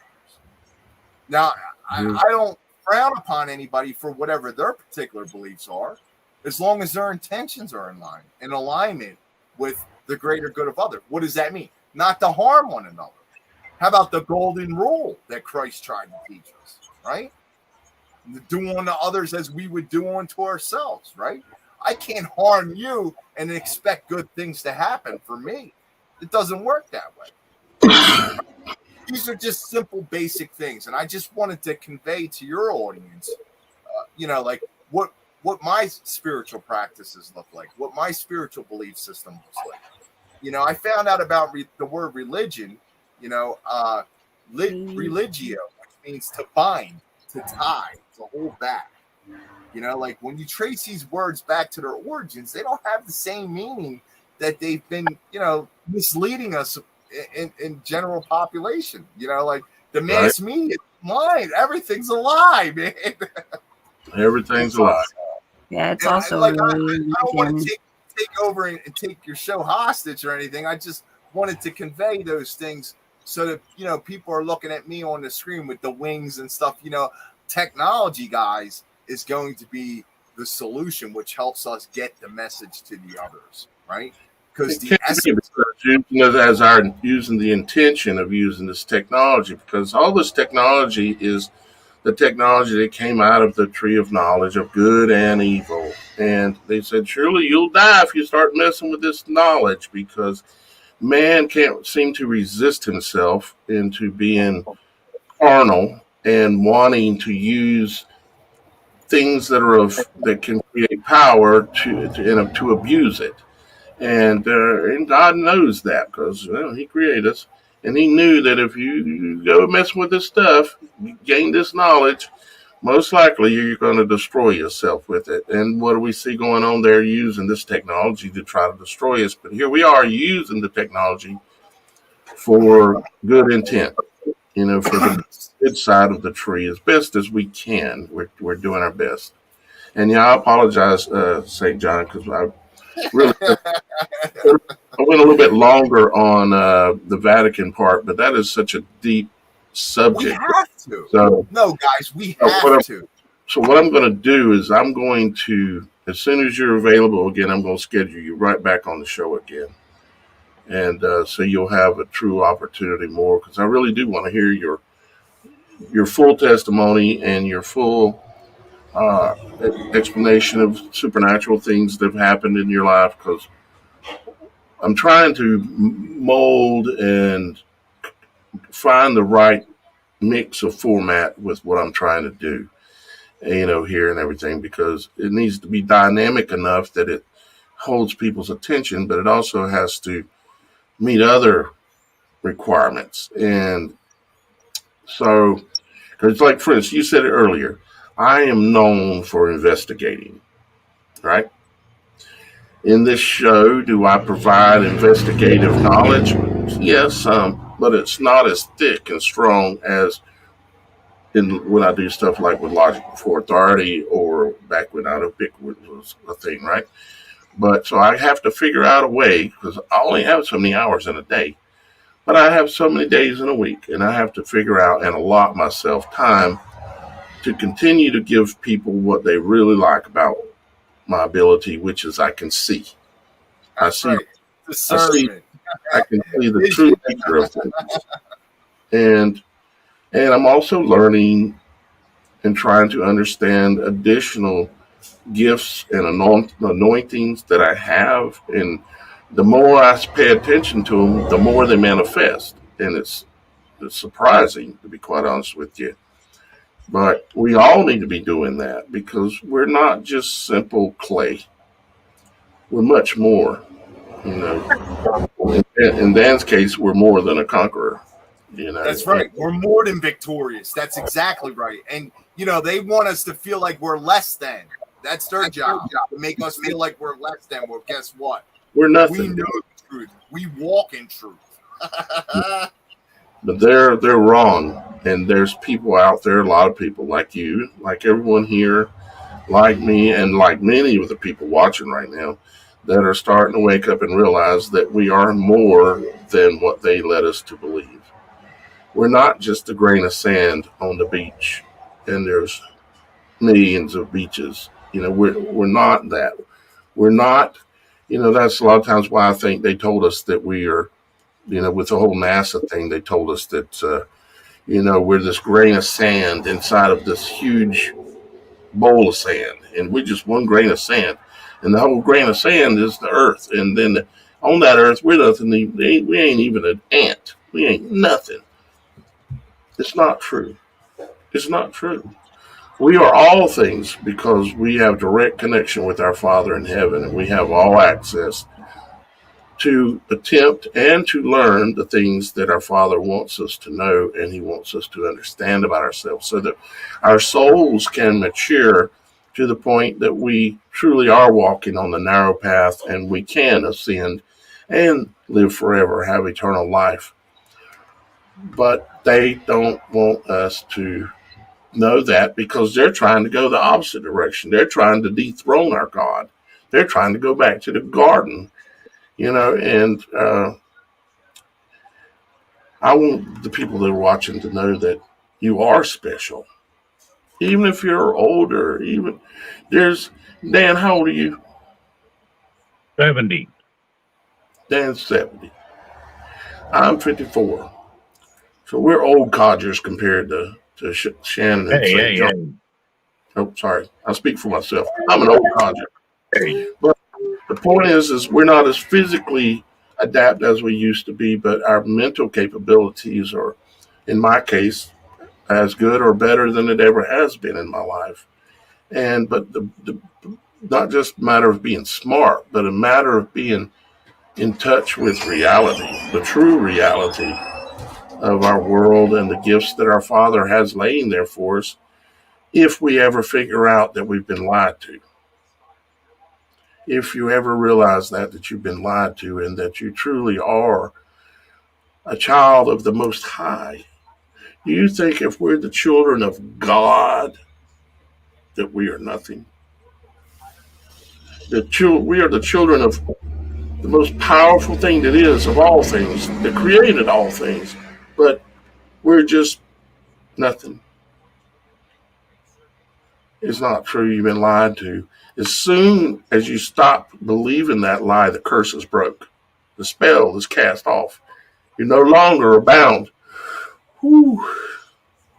I'm about to get fired up, boys. I can sometimes feel Father speaking through me. It's a beautiful feeling. You can feel the Spirit working through you. You know what I mean? And like this is like when I'm standing in front of large groups or running groups and seminars, whether I'm inside of a facility or now I'm like involved with this whole freedom community. I stand in front of people, people that are like never even heard of anything like what I present, right? So it's like this great experience of like you can really feel like it's almost like you feel like your breath's being taken away. Yeah. You know what I'm talking about? Like it's a miracle. It's a remarkable experience, especially someone that was as self-centered and scumbaggery as I was earlier on in my life, and then to have these unbelievable changes occur because of the magnitude of him, not me. my best thinking got me incarcerated, got me overdosed on a gurney, you know, and like his best thinking for me in my life is like I've been able to reach out and help people, man, on so many different levels. Like, you know, even though I haven't worked in the industry in a while because I had to retire because of the mandates, right? Like I wasn't going to do that. I wasn't going to put more poison into my body. No. You know, so I had to resign, right? And you know, like a lot of people that were close to me, they couldn't understand. They were like, "Well, wait a second. You love to help people. You love working at these rehabs and psych hospitals. Like, why would you walk away from that?" I'm like, I didn't walk away from that. I stood up for what I believed in. You know, I'm not going to let them inject their poison into me. You know, you talk about it. Oh, you know, and it's like it's literal snake bite. Oh, like I don't know if you see the bow, right? We know what the bow is. We talk about the bow. It's the same thing as this. You grab that plunger and you pull it back and you go whack, whack. And on the end of it, it's got that thing that's in the shape of a serpent's tooth. And the interesting thing what it is. I walked away from that position. I was making good money, guys. I was helping people. I was doing what I loved. But I like the birds of the air. I didn't have anywhere to go. I didn't, I had my place. I didn't have a huge bank account. I didn't know how I was going to pay my bills or continue to move on with my life. But, like seeking you shall find, right? So like, by my actions and activities prior to that moment, I had built a network of people in my life that were like, "No, man, you're not going to go without money. We're going to put you to work over here doing this today." Or, someone else saying, "Hey, I can help you out with this or help you out with that." Or, and all these things just kept occurring over and over. But, like what the book says, it says, like the birds of the air, like you just don't know where your next meal's coming from, where your next paycheck's coming from. But like you yourself, Daniel, like I hear you talk on here, like we need people to support people like you, right? So that we can have this message, right? And I don't really know you. I'm not here to promote for you, right? But I'm here to promote for our truth, man, and the love of humanity. Like I wouldn't have it any other way. Like I'm very fortunate where I'm in a position today where I don't really have to, ask people to donate to me, right? But I'm not in a position where I could donate to others, which would be great if I was. I have been in the past, So like, I try to support people in every way I possibly can, especially if they're declaring victory already and they're walking with our eldest brother. You know what I mean? Like he's teaching me every step of the way. And the way I truly see it with the donation stuff is they're giving to me, but I'm giving them. I'm giving of my time freely, and I spend every day of the week building my knowledge, working my character, working my spirituality, my gifts, and trying to understand them to help other people understand their own. And so, just like with this show here, or any show I do, or any video I do, pretty much, I always give before I take. And Absolutely. I've seen yeah. that in your work. The other part I wanted to just throw in there is that people got to understand this stuff isn't free.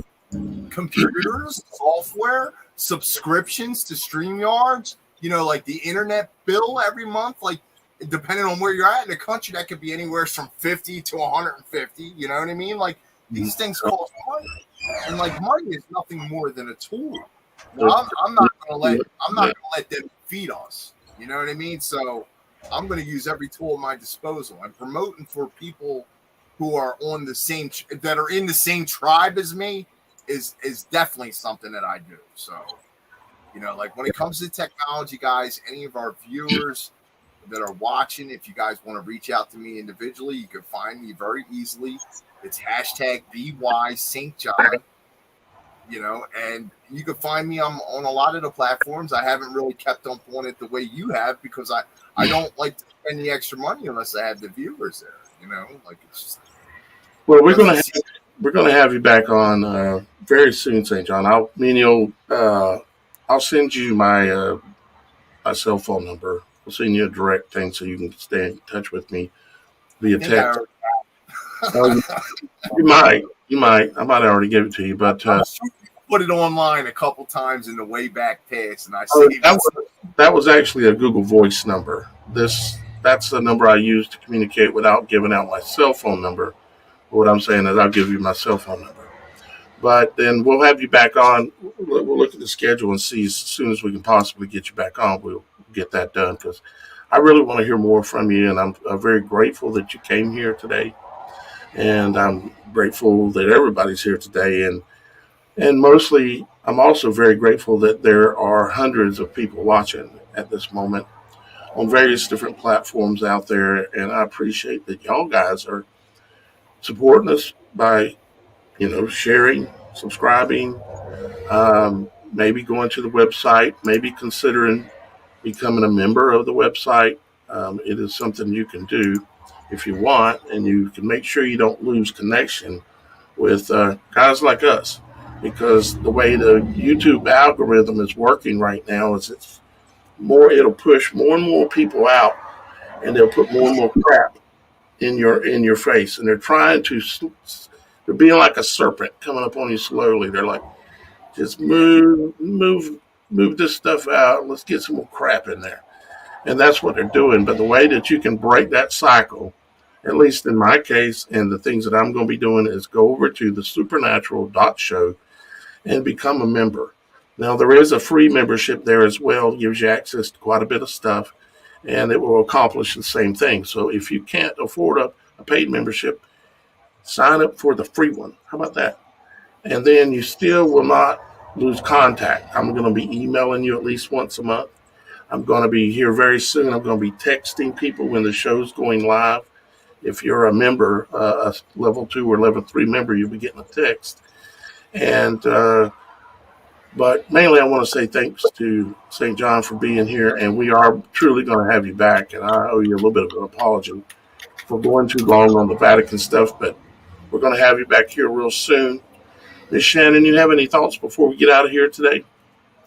I just wanted to say I went ahead and subscribed to your channel on YouTube, and I look forward to having you back on and talking more with you. And I too, I'm part of the Caprioli family, so we have a little town out in Italy as well. And so it's kind of cool. Our families hung out, I bet. But anyways, I look forward to having you back on our show, and I love you all, and come back next time to find out what in the supernatural is going on. Please like, subscribe, share, and hey, have a blessed weekend, you guys. I know it's a crazy busy time, so keep in prayer, keep your, self just on track, even though the world is in chaos right now. Control your mood and don't allow anybody to bend you. People that otherwise will attack you and try to make you angry or say things that will make you angry, choose to not let it bend you. Be the rod of iron, be the attributes of the rod of iron. Stop allowing the world and the things around you to bend you and knock you out of shape, knock you off the path. Stay on the path by choice. You have a choice as to whether to get angry, get happy, get sad, get whatever. It ultimately is your choice, and you have to learn how to control those emotions, because your emotions are power. They have powerful capabilities that we're going to be getting some more conversation about here in the very near future. But with that being said, Mr. Dan, I reckon we're going to call it a day here. What do you think? I think it's about that time. It's getting close to dark 30. Yep. Would you close us out with a prayer? It was great meeting all of you guys in person. John, thank you for blessing us. Your wisdom is really great, and I look forward to hearing more from you. Thank you, Dan. And thank you for you prior to the show. We're going to try to play Shannon's piece that she created called You're Not Alone.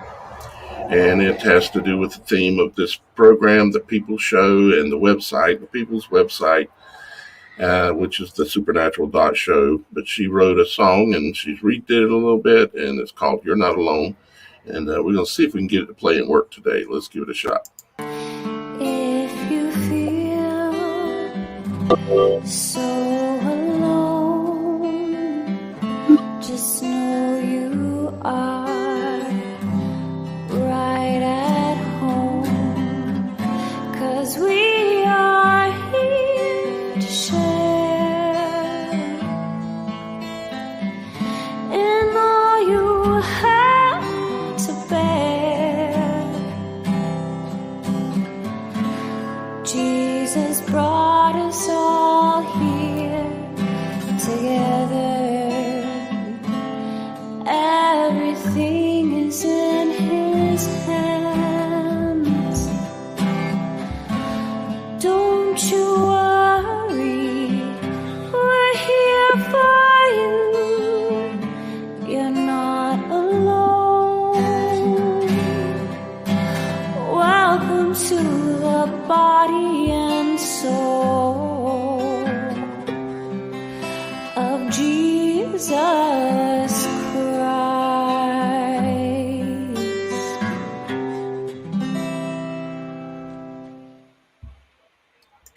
Excellent. That's Amen. Thing, but Shannon's always, I can tell she has a hard time listening to her own voice, and she's being self-critical.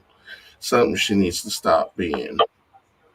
Don't allow the thought of what other people think to ever control how you feel about yourself.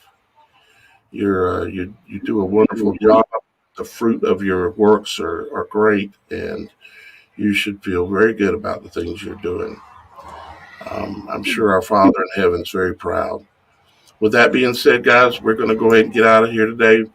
We love you, and we'll see you next time here on The Supernatural Show. Bye-bye. What is going on here?